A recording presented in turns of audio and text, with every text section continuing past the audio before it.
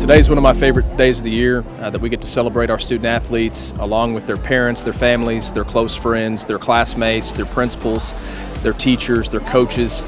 It's just really an athletic community celebration, and it really epitomizes what the Broken Arrow family is all about. I went there on my recruiting trip, and as soon as I stepped on campus, I fell in love with it. I fell in love with the academics there, and the teammates were so nice and supportive, and I got to watch them train at a practice. There's no JUCO like it. I went on a couple JUCO visits, and it wasn't the same as NEO, and just the coaches I bonded with and what they offered me was what I was looking for, and it's not too far from home.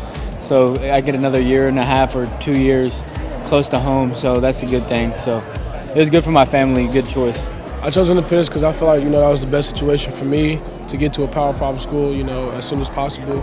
The quickest way, the best way. And so, I picked that school because they're one of the hardest JUCO conferences in the nation. So I played a big part in it. Being close to home is so big for me, and just the academics at Tulsa, and not only the academic but the family feel of Tulsa and how it's one of the smallest D1 schools. I love that factor about it. I just feel like most at home at TU, and I felt like it's kind of like its own little bubble, and it just makes me feel like really at home, and I'm in my hometown, and that feels really good.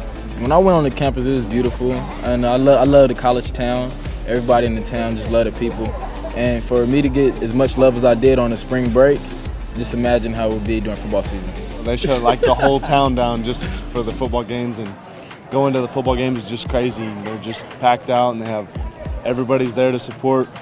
Mainly it was Gary Patterson and my coach Chad Glasgow.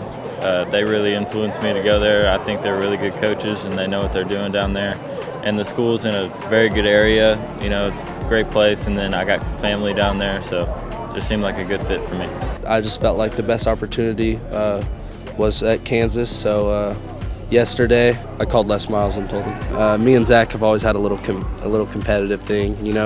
He's my teammate in the wrestling room, so every day we're competing with each other, and it's going to be even more fun to be able to compete against him. Just because I love beating Zach, and that's something that I'm going to get to be able to do here in a few, or maybe next year. He called me last night.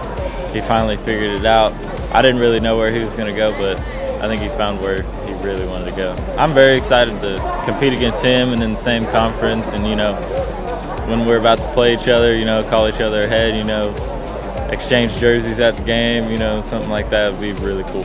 Signing a scholarship, it provides an opportunity that for a lot of students they might not have otherwise. Some of these scholarships, $50,000 a year to go to a school, and then for 4 years, that's a lot of money going towards a student's education. And you talk about the life that a young man or a young woman is able to build as a result of that opportunity. That's another thing that makes today a special day. If you have a desire in your heart, if you have a goal for yourself and you're willing to persevere and you're willing to put in the work and have a purpose about it, really any of our student athletes, even if they weren't able to sign today, their dreams are still there and they're still able to accomplish what they want to do.